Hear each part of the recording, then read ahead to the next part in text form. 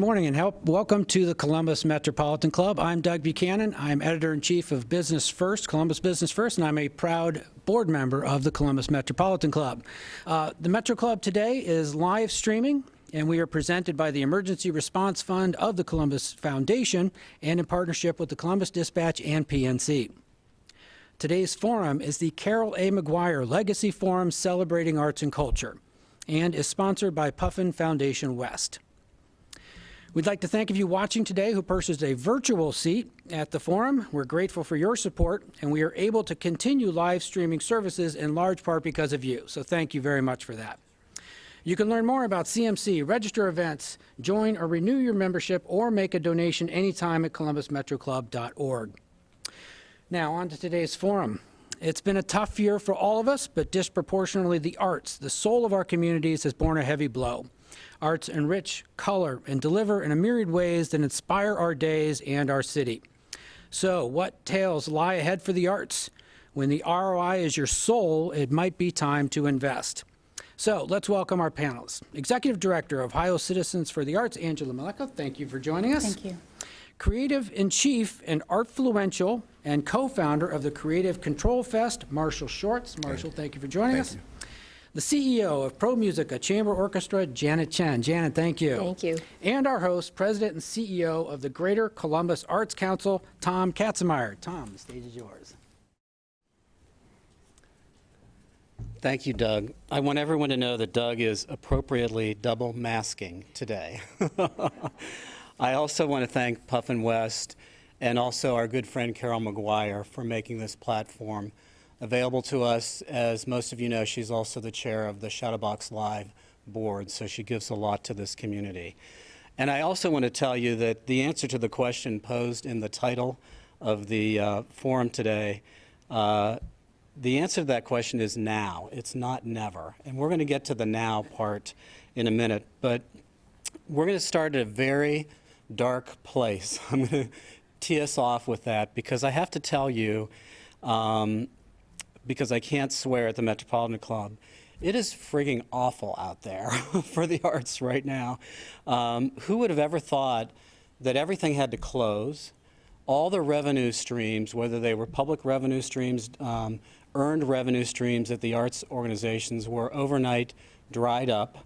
It's just been a tough, tough period. We came off a record year in 2019. We were chugging along. Everything was great, and we got to March of 2020, and that's when we began to be held hostage by this virus. The performing arts, and Janet's going to talk about this, have been hit particularly hard. A couple of the larger institutions have been able to reopen. We'll talk about that in a minute. Professional artists face unemployment rates well above the national average. So just a very, very tough place. Just a couple examples. Ballet Met has lost more than $2 million in earned revenue because of this, because they haven't been able to sell tickets to things like the Nutcracker. COSI remains closed. It's very unclear when COSI is going to be able to reopen. Hopefully that'll happen sometime this summer. So that's the darkness of it, but I promise you that it's not going to end in the dark. We're going to end on a positive note here today.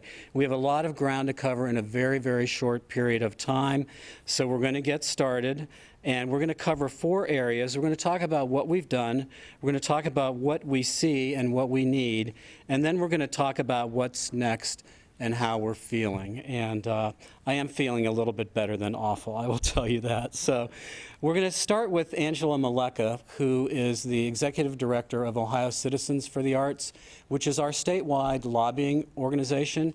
And I have to tell you that she is basically single-handedly responsible for the arts organizations in Ohio getting $20 million in CARES Act funding through the governor and through the state legislature. Both other panelists here have actually benefited from that and have received CARES Act money from the state. So with that, I'm going to turn it over to you, Angela. Thanks, Tom. I appreciate that. You know, to set the stage, prior to the pandemic, arts and culture, creative economy in Ohio was a $41 billion industry. We rivaled the travel industry, the lodging industry. We employed nearly 300,000. In Columbus, that equals about $9 billion that we contributed to the Columbus economy, employing 60,000. And that's about $3 billion in wage income as well. Then COVID hit, and as Tom said, we came to a standstill. And to this point now, we've been the highest unemployed sector every month throughout this entire pandemic. Some misconceptions, our friends in the restaurant business suffering as well. We've had higher unemployment rates than them. As I often say, there's no carry out in the arts.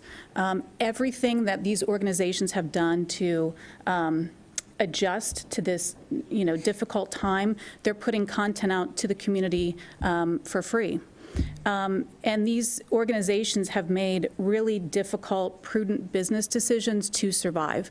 We've lost nearly a third of our jobs in the state, and these are high-skilled workers. These are people that dedicate thousands of hours to be where they are, to be at the chamber, to be, working in these iconic institutions that we rely on so much for a greater economic footprint. For every ticket that somebody purchases to an admission to a cultural event, they're spending on average $31 in the economy, whether it's parking or restaurants or retail. They're generating income, and so we need these organizations in order to get Columbus back. And so it's just been a devastating time. I think we have worked hard in changing perception that the arts aren't about feeling good. That's been a long time way that we talk about the arts, that they're a feel-good, that the arts just show up for a handout. Given the devastation that we've faced, most of these, if not all of these organizations have shifted their business model to really operate as business. That's why the devastation when we can't get bodies in these buildings, that earned revenue has gone to zero. They've been, decimated. So we don't suffer from an arts crisis in Ohio. We suffer from a business crisis. Our business just happens to be in the creative industry. Great. Thanks, Angela. Janet, let's go to you next. When we were getting ready for this, you talked about sort of having to start from square one. So let's go with that.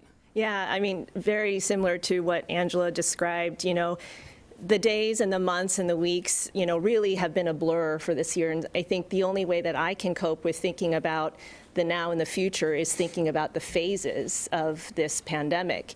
For us, the first phase was really triage. I think many other colleagues of mine would agree. We were, in the shock of the shutdown and in this mode where, how do we continue our season? How do we pay our artists? How do we pay our musicians? How do we deal with our ticket buyers and our supporters who have invested in us in events that are still yet to come? Fortunately, as many others, we were the beneficiaries of a PPP loan for the first round, and that helped neutralize, to a certain extent, sort of that sense of triage for the first 4 months. For us, I think we're now in what I describe as the second phase, and this phase has been the longest by far, and it's this tension of both waiting for things to reopen, waiting for the governor to determine what capacities are, waiting for the guidelines, but at the same time, waiting yet this incredible urgency to create and find ways of how we as an arts community and artists can stay relevant in the lives of our supporters, and especially at a time when it is most needed. I would describe this time as almost analysis paralysis. The number of scenarios that we have gone through to try and figure out financial modeling, artistic programming, has been, really exhausting. But we've been really fortunate. Our organization at ProMusica, we've really decided that we need to create while we wait. And so very quickly when we realized in the fall that the fall being back in the theaters was probably impossible, we pivoted and put together a 2-week Summerfest outdoors. We decided that even though we can't reach 5,000 as we typically do for our series at Franklin Park Conservatory, at least we could reach 700 over a 2 weeks period of time. And that has just been a wonderful evolution for us to try and think outside the box, learn as we go. We have just really looked at the resources, and everyone has had to adapt, from musicians having to social distance on stage. You play wearing masks. We have to get plexiglass. My favorite one is we have to find puppy pads to put on the floor to capture the spit of our brass players. And never in my life did I think I would have to go buy tons of puppy pads and black puppy pads because it, looks better on the floor. So these experiences, I think, will only help us continue to get through this time. Thanks, Janet. And Marshall, I know the organizations that you're involved with have also had to cancel events. You've had to pivot to other things, activate in other ways. Can you talk about that a little bit for us? Yeah, so I'm here representing in a number of facets as an entrepreneur, but also just in community work. And an adjustment had to be made, of course, due to COVID, primarily, because of the safety of the community that we typically engage with. But it wasn't doom and gloom for us in the traditional sense, because art for at least, the organizations I work with, Creative Control Fest, Maroon Arts Group, like art is always tethered to work and activism. And so this moment called for that. But art as a business, has exposed a lot of the fragility of the art sector, and we weren't untouched from that as well. We did receive CARES Act money, and through that work, we were able to host an internship where we were able to engage youth this summer, but we are also able to use our box park to kind of be a safe space for activists and protesters to kind of come and convene, learn, and safely distance. So we've had to kind of adjust some of our programming, but we've always sort of been a lean organization all across the board. In terms of Maroon Arts Group, we've had to be creative in how we fund things anyway, and so that didn't stop. You know what I mean? And I won't say we're kind of used to being in that position or used to being in this position, but it really was like a continuation of the work. So our approach has been like, how do we continue the work of being a convener and a conductor and a producer of the arts for our community? And we were able to activate our space, our land, and then be a space for particularly Black artists in the city, in the Black community in general. And so we've been fortunate in that regard to continue that work. But I also think, moving forward, as we have this conversation about how the arts are supported, this kind of, shows where we kind of land in that spectrum. And before the before I talk with my hands. So before the pre-pandemic, we were lean. We had to keep our overhead low because of lack of access to resources. So what we've been able to do with a little bit has continued throughout the pandemic, the multiple pandemics that are happening at this moment. So. Thanks, Marshall. And from a GCAC perspective, I would tell everyone, obviously, we've been in the same boat. We probably saw $8 million of revenue basically evaporate before our eyes. That would have been money coming from the hotel motel bed tax and from the newly put in place ticket fee. So that is money that would have actually gone right out into the community to arts organizations and artists and to support projects. That money was gone. What saved us, I would have to tell you, and I think this is probably true for these folks too, we all applied for PPP money. We all got PPP money. We've now applied for the second round. I hope you all have too, so our application is in for that. We also got CARES Act money from the city of Columbus. It was $1.558 million. Franklin Park Conservatory, Kappa, and COSI also got CARES Act money directly from City Council. There is venue money coming, again, from the federal government, from the SBA, so that'll benefit Kappa, that'll benefit the Gateway Film Center.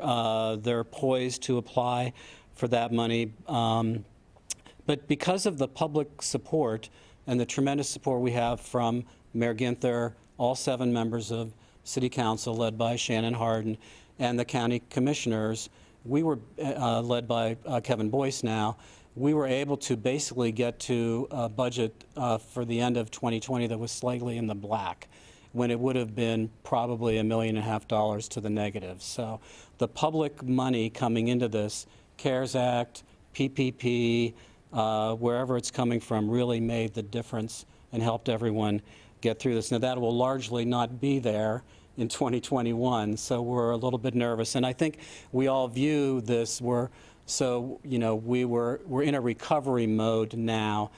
At the beginning of it is kind of Janet's saying, in terms of the phases that she's in, and it's probably going to be a couple years of this, because we have to have conventions back, we have to have large events back, and none of that's happening in the first part of this year, but you'll begin to see it in the fall season, I believe.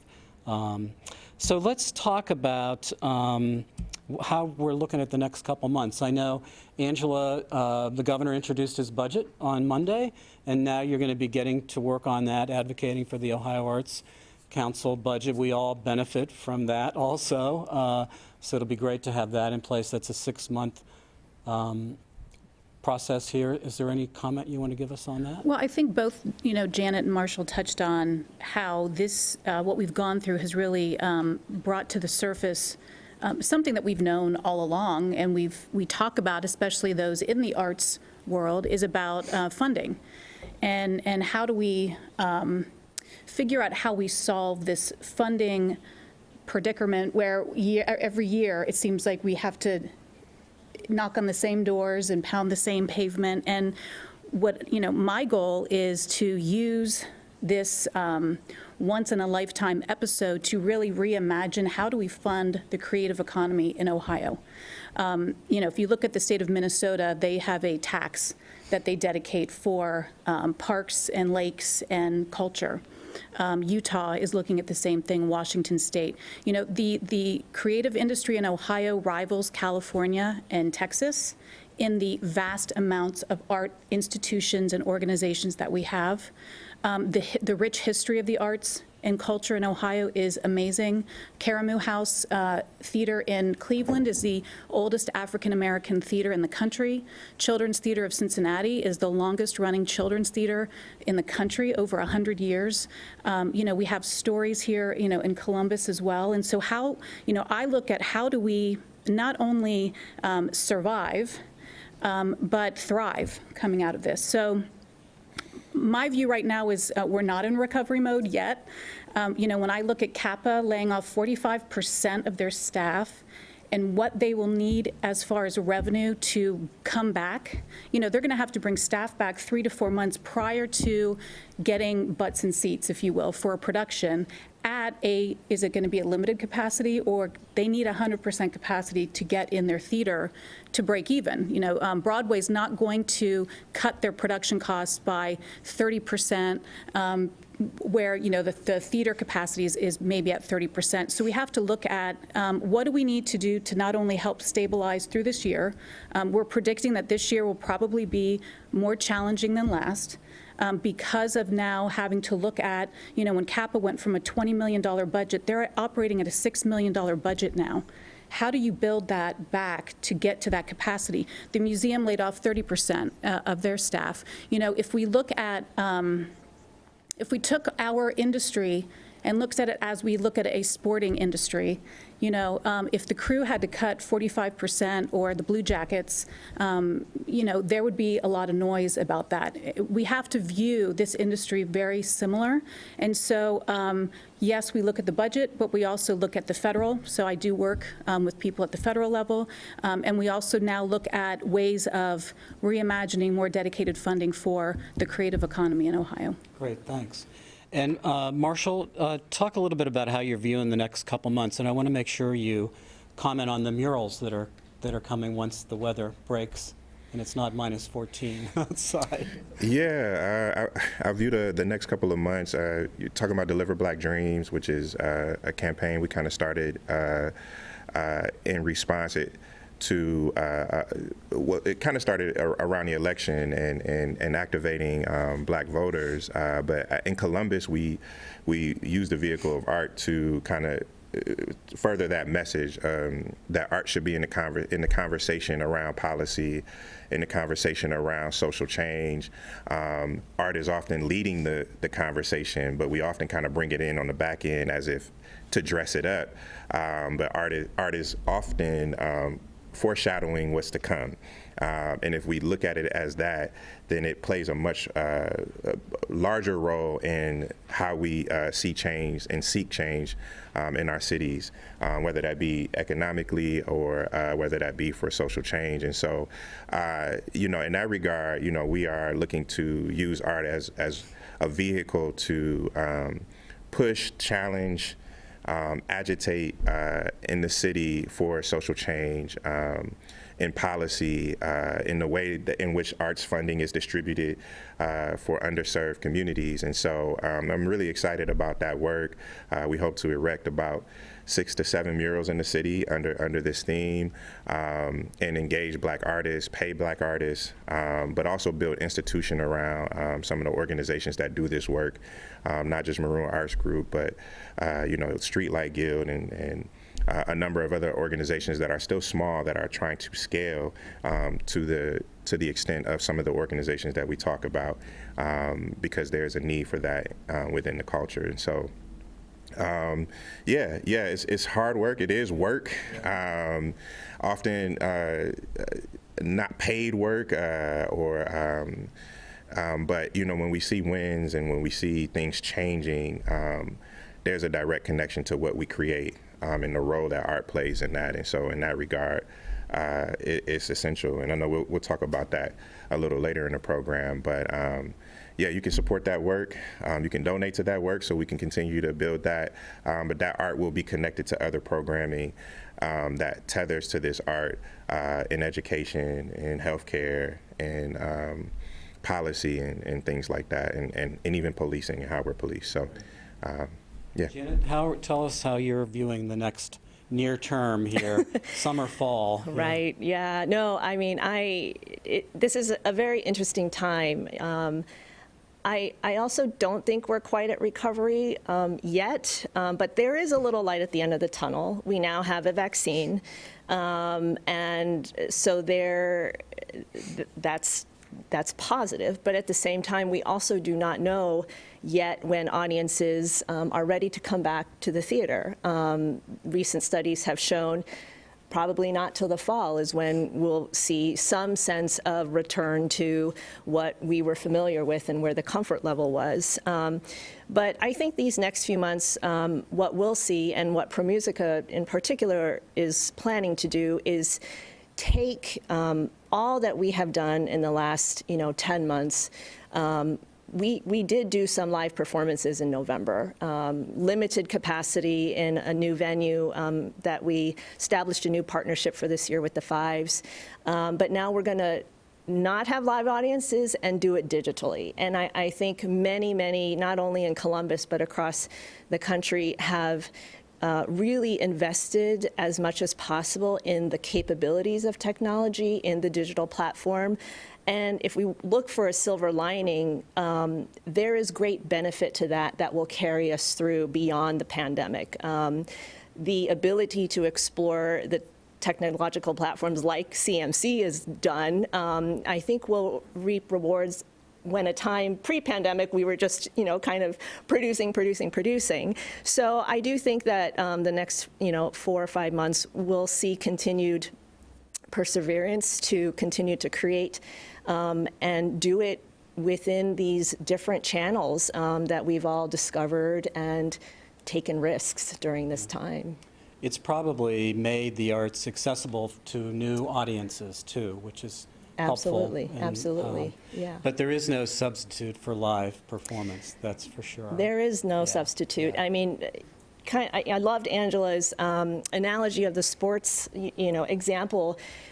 For musicians, just like a football team, the longer you don't practice, train together, the harder it is to come back from that. And that is no different from the arts, whether you're a dancer, actor, musician. The longer you are void of developing your craft, the harder it is to get out of this. And so for us, and many in particular, we have not wanted to succumb to hibernation. We've been very proactive about ensuring that the artists still have that ability to exercise their craft.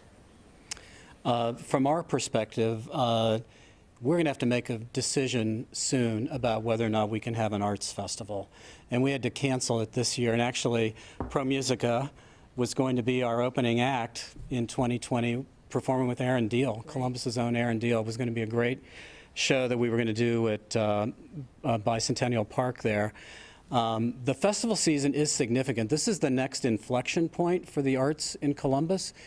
The festival season runs from basically Memorial Day weekend to after Labor Day, and it includes the Asian Festival, the Memorial Tournament, the Arts Festival, Pride, ComFest, Festival Latino, Jazz Ribs, and it does bring about 2 million people downtown. So we're on the cusp of that, and we would never do anything that would be unsafe for the city or cause public health concerns. That's the bottom line for everybody here today. But we have to decide this pretty soon, probably within a month or 45 days. Last year we called it, I think it was the first week of April, so 60 days out. This year it's June 11th, 12th, and 13th, Friday, Saturday, and Sunday. The other thing that's important, the next inflection point after that is the fall arts season. So again, another very critical time for people like Janet, Kappa, Chad Whittington, Broadway series, big tickets, getting ticket fee money from that. It is significant. So keep your eyes on these decisions. It's hard right now, but the vaccine is flowing, and it's flowing faster with each passing day. The news today was they're not expecting herd immunity until August, which isn't exactly helpful for summer events. But so we'll see where we get on that. That'll have a tremendous impact on the psyche of Columbus. I know Experience Columbus really is wanting to get people back out and traveling to Columbus again. So those are the next two inflection points. The other thing I would tell you is because of the public support that we get from the county and the city, we are going to be able to fund all these organizations to the degree that we did last year. That's not anywhere near where we thought we were going to be with the fully loaded ticket fee in place, but it'll help to keep them going. So we are committed to doing that, even if we have to dip into our own reserves to do that. So we have about 5 more minutes here or so before we go to questions. So we're going to end, I promised you we would end on a positive note. So here's the positive note. Some of you might have seen this. Dr. Melanie Korn, who's the president of Columbus College of Art and Design, had a letter to the editor in the Dispatch on Saturday comparing what happened after the Spanish flu in 1918 to what could happen after this is over. And there's a lot of parallels there and what it's going to look like when we reemerge. And here's what it says. Historians argue that an eagerness to return to a communal social life after years of staying indoors contributed to the flourishing art scenes and cultural revolutions of jazz, Art Deco, Surrealism, the Harlem Renaissance, and other important movements. So she's asking the community this question. Now that our exercise/guitar learning/closet cleaning resolutions are all locked down, I hope you'll ponder this question. How can I and how can we as a community not only hope for new cultural renaissance, but actively manifest it? So a couple of us have touched on that already, but I want to throw that out to you guys, and then we're going to go to Q&A. Who wants to start? Do you want me to? Well, I want to say one thing is, that I haven't touched on, which is advocacy works. Advocacy is what I spend every hour of every day thinking about. How can we continue to engage, energize, inform on levels that we've never done before. One thing that I think that I'm most proud of is seeing this industry in Ohio come together like never before. You know, and it no longer is it just Central Ohio, and then you've got Cleveland and Cincinnati. These leaders are coming together regularly, having conversations about best practices, talking about collaborating, talking about launching new programming within Ohio. And so that's something that's really exciting for me. Having the recognition from the DeWine administration, singling out the arts industry with the $20 million CARES funding. You know, that was the second largest amount dedicated for arts in the country. And so to have the administration listen and understand the vibrancy of this industry, how we are vital to the economy, that's a really hopeful thing as we go forward. And legislative leaders as well have really listened and understood. They knew that the 20 million wasn't going to be enough, and said, you know, we'll do what we can in the future. And so we continue to have those ongoing conversations. So that's really hopeful that we don't stop that work, you know, and we all work together as one in order to accomplish those kinds of things. Yeah, I would add on that, you know, in this pandemic, we've talked about how the arts is, you know, therapeutic, it's creative, it's resilient, and essential, but we were that before the pandemic. We are essential. We have been resilient. We continue to create. And as Angela said, this has now been lifted on a platform where, you know, we need more public support to survive, not just now, but for the long view. Things are messy and chaotic right now, and I think we have to tell ourselves that's okay. We are only human, but at the same time, you know, let's remember that at the end of the day, when we come out of this traumatic experience, whether it's the virus or suffering from inequities and, you know, the racism in this community, arts is there to help us through that. And so we are incredibly essential. And I hope that the community and really, you know, the world recognizes that we are the social relief that will be there when we get out of this. Good. Marshall, what would you add? Yeah, a lot to say. I was telling you on the way in, panels are too short. Art as a function of culture will always survive. As long as people have a need to communicate, to connect, and to be in community, the arts play a role in how we do that. I think the challenges that the creative economy has is something we'll have to grapple with forward. You know, I think about that 41 billion or that 9 billion in creative economy and how many like artists of color are left out of that. So I hope that we will grapple with how we move forward and we rebuild this creative economy in a way that is inclusive of all people and all types of organizations so that they can grow. If we look at art as a function in culture, art does at least three things. It creates community,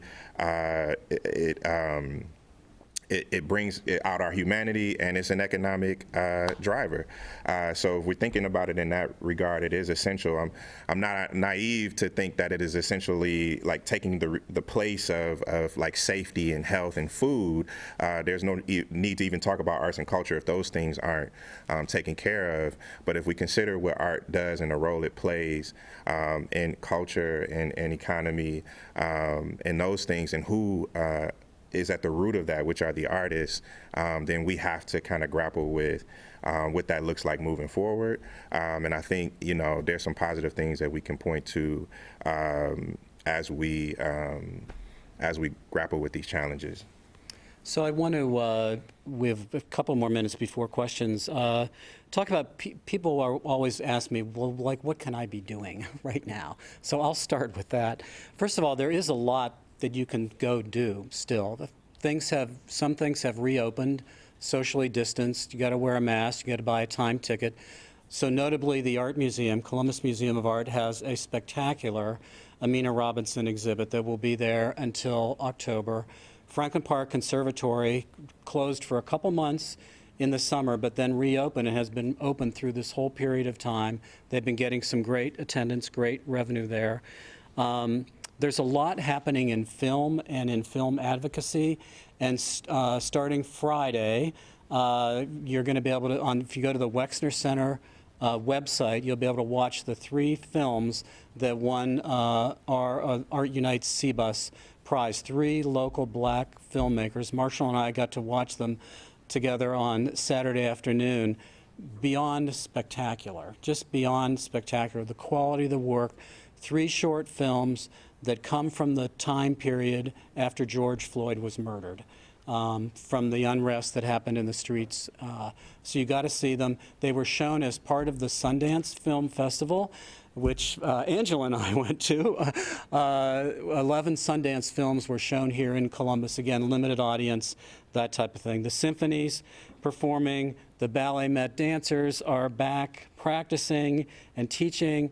Catco, Short North Stage, doing great creative stuff online, creative content online. There's an incredible new public art installation at Broad in Cleveland. You got to go see it. It's just remarkable. Luann Crane and the Crane family paid for that. It's at the Social Justice Park. And then tomorrow, I am going to put a blog out urging people to give to the arts. It doesn't have to be my organization, but it's buy tickets, give to the arts, participate. That's what we need right now. We need to get revenue going again at all these events. So I don't know whether anyone else would like to add to that before we go to Jane here, but Want to lift up, after George Floyd, Columbus is dealing with its own crisis with police, and that fight continues around Casey Goodson and Andre Hill and many others who have lost their lives at the hand of police. So we should definitely, know that art is continuing to function and bring out that work as well. good. Anyone else? I think we're ready. All right. Well, we have a lot of questions, so I'm going to go through them as quickly as possible, Okay. and perhaps you could make your answers concise as well. Okay. First of all, Bruce Garfield from Columbus Music Commission wants to shout out to say what a great job you guys are doing and to thank you. So thank you, Bruce. You're doing a great job, too. Lane Eagle, Momentum. The survival of the arts is imperative not just for adults, but especially for children who are served by arts educational programs. What can be done to ensure arts education for children is regarded as essential? Do you want to go with that, Janet? You're in that So area. glad. Yeah, Leanne, thank you for bringing that up, because if we had more time, we absolutely, want to highlight that there's been incredible impact on, our outreach and education for students. We have to recognize that there are teachers, instructors, musicians who are doing all they can to continue to bring arts experiences to these kids during this time. For us, as an example, we've pivoted and provided violins to our Play Us Forward students who have no access to music experiences and doing one-on-one buddy lessons. I mean, that's just a very tiny example, but I absolutely think we need to recognize the longer this goes on, the more devastating and difficult it will be to bring those opportunities back. The other thing I'd add is, as part of Marshall's Deliver Black Dreams program, there's going to be a partnership with students at Fort Hayes who will be able to pair off with an artist that'll start this fall and learn from the artists that are doing the murals and doing that work in the community. One thing I'll add is we're working currently on programming that we've not focused on in the past from an advocacy or lobbying effort, which will include arts education and support for early learning. That's something that is the governor's project, is education and especially early learning. And so we'll be collaborating with different organizations around the state to host webinars in helping train arts educators how to be better advocates for themselves, as well as we will be advocating to state leaders on that topic. This question is from Java Kittrick from Puffin Foundation West. Java always challenges us and supports us. Why didn't the arts community speak up when the Christopher Columbus statue was removed, since it was a gift from the Italian community, and with Christopher Columbus having Jewish heritage? She wants to know why the arts community wasn't involved with that decision. At Columbus State, that was a decision of the Board of Trustees and the President of Columbus State. We were not involved or apprised of that. And the one that was in front of City Hall, that was a decision that the mayor made. Laura McDonald from the Benefactor Group, what role does philanthropy play in making the arts more resilient? What's the case for supporting arts and culture when so many have urgent needs due to food and housing insecurity, racial injustice, et cetera? And she admits that this is a softball question, that our community can and should do both. We needn't pit one against the other. So you were talking, Janet, earlier about the arts being essential. That was a word that we used when we were prepping for this, and you can completely make a case for that. Right, absolutely. I mean, if we are so grateful for the generosity of the community supporters, donors who have donated their tickets back when they didn't need to. You know, every little nuance like that matters and counts. And I think that organizations in particular have really tried to figure out how do we stay connected to our audiences and build relationships at a time when traditionally the things that we do aren't allowed. And we're all trying to determine how we engage so that when we come out of this, the donors will still be there for us. But I think all I can say is that this community has been incredibly generous, recognizing that artists create art, but this is their profession. They have to make a living, just like anyone else. And I just wanted to point out one thing that I think often gets overlooked, which is independent contractors in particular and freelancers who work in the gig economy. So the musician who plays in different places, they have suffered a lot. And so to continue to kind of galvanize support around that is incredibly important. And I'll just add, I mean, our sector, again, is the highest unemployed sector in Ohio. We've lost nearly a third of our jobs. So those are real jobs.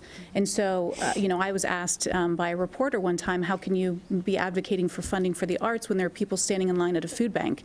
And I said, well, I can't imagine how many of our people are in that line at the food bank. These are real jobs that are gone, that they can't shift and go down the street and work at the next ballet or the next museum. So, they're leaving this industry. Will we get them back? We don't know, but that's our sector that's suffering. And so when you're supporting the arts and culture industry, you're supporting jobs and businesses. So I appreciate Laura's question. Just a couple other things to add. So when the artists were all basically thrown out of work in March, we started an emergency fund for artists. We got 80 to 90 new gifts from that, from people that had never given us money before. So the community really stepped up. When we had to cancel the arts festival, basically all the sponsors, 90% of the sponsors, let us keep that money because they knew we would have expenses and other things. So again and again through this, and I'm sure Janet and Marshall, you've experienced this new money that's come in from unexpected places.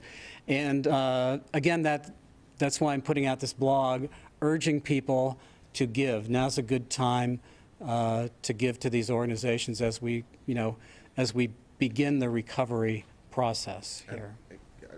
There is abundance out there. Like, there are companies that are making money hand over fist. So we're dealing with another crisis of resource and who has access to that resource. And so I think we got to start pivoting the question as to how do we pull some of that resource back so that people aren't losing jobs, and then we don't have crises over food and safety and those things. And that's what a lot of the unrest has been about, is that there's resource. There are people who are doing quite well during this moment. And I'll just respond to the first question, I think the artist community did speak up, and a lot of that was in critique of the Christopher Columbus monuments and statues. And so I won't go into detail, but I will say I think the artist community did speak up, and I think that in part is why some of those pieces were removed, and in response to art that could replace it. This question's from Mike Thompson, and I'm assuming it's Mike Thompson from WSU. Instead of canceling the Arts Festival, why not downsize and spread it out? So we actually are thinking about that. So it's a good question, Mike. There's a lot of different things. Last year, we obviously moved it online. I don't think we want to do that again this year. People are getting weary of all the stuff that's online right now.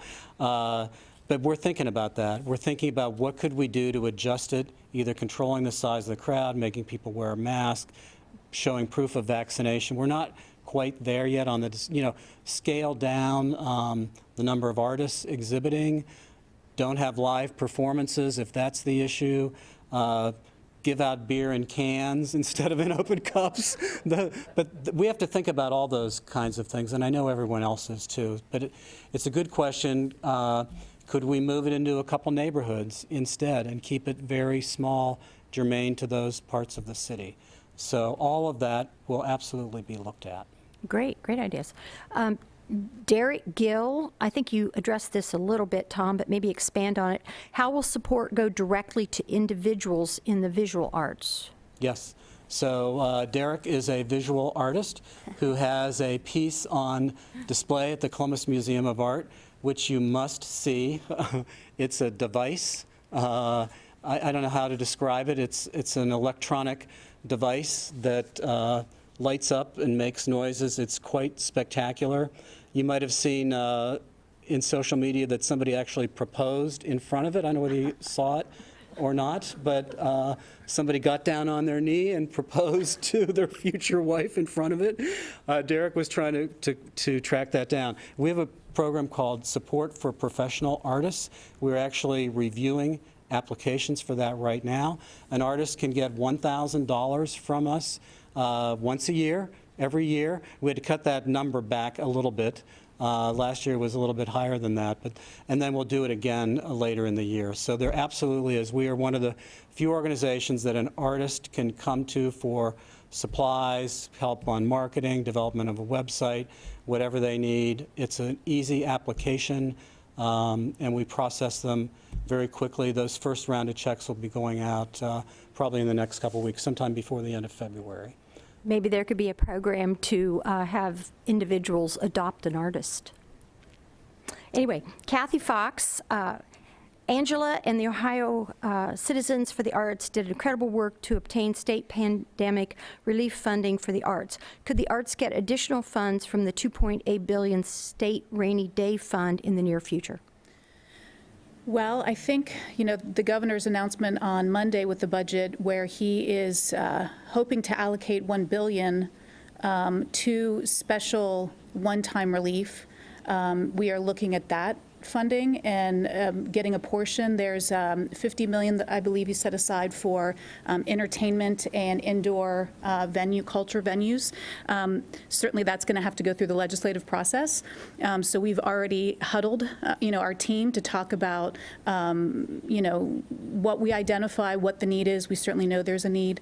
And so we are hopeful that there will be meaningful dollars that we will get, again, dedicated for this relief funding. This is from Trip Lazarus. How can we use the crises to come out stronger on the other side? Yes, nothing compares to live audiences, but via digital platforms, we can reach huge numbers that can't otherwise attend. Yeah, I think we all kind of touched a little bit upon that, which this time has, again, allowed many of us to explore avenues of presenting, producing creative art in ways that either we didn't know existed or we just didn't have the time or resources to do that. And, one thing that I ask myself a lot is, the risks and the investments that we're taking now to navigate this time that is not what we would typically do. Are we looking at that as a 4-month thing or really an 18 plus month thing that becomes ingrained in, our DNA, in the sector. So I think all of those factors is going to help us be a stronger, cultural community because of that. And a lot of collaborations, I think, are still happening despite the fact that we have to stay apart. There's great thinking around how we can stay collaborative. Emily Prieto, I'm not sure if I'm saying that nice. How can arts and humanities organizations work more closely together? I just had a conversation yesterday with the chair of the Ohio Humanities Board. We have begun those conversations. We started them last fall. And as they look for a new executive director, they are looking for ways that we can work together. And I really think that that's going to be a key part of this future dedicated funding, this reimagined dedicated funding for the arts. I think it's arts, humanities, zoos, parks. I mean, we don't know. We're looking at what other states have done. We're talking with these other organizations. I am a firm believer in collaboration breeds success. We're seeing that within our own industry and coming together. And so we are reaching across the state to those organizations and having those conversations. Looks like we have time for one more question. Sandy Pritz, could you discuss the renovations going on at the Ohio Theater? Sure. So there was a great article in the paper about that today. CAPA had money from the state capital bill for this. It was something they had put on hold. Obviously, there's a period of time now to take advantage of where there won't be anybody in there. And it sounds like they're largely renovating the balcony area, putting in new carpeting, railings. If you've been to the balcony up there, you know that it would be helpful to have railings up there. So things that they've been wanting to get done, and it's a good thing. And that's funding that comes from the state that, for the purpose, is for infrastructure. Yeah. And so those monies have to be used for that type of work. Can I add one quick thing, very quick? I think when we look back on this time 20, 30, 50 years from now, what art is being created now that we will reflect on, or that will be part of our genres, or I think that's something we won't know, but that's an exciting thing to think about, what we're creating now, how that contributes to our future. And I have a question to pose to the audience, and we discussed this before, is like, a quintessential question we can ask is what happens to our cities, to our communities, if art is not there? And that's something we can ponder on for a long time to come, and maybe work backwards from there to see what this looks like. Okay, well, unfortunately, that is all the time we have. I hope you found today's forum enlightening. I have to say, if you still no longer believe that the arts is essential, I don't know what's going to convince you, because you all three did a very good job today. We appreciate that. Our forum next week will feature the new president of Ohio State University, Dr. Kristen Johnson.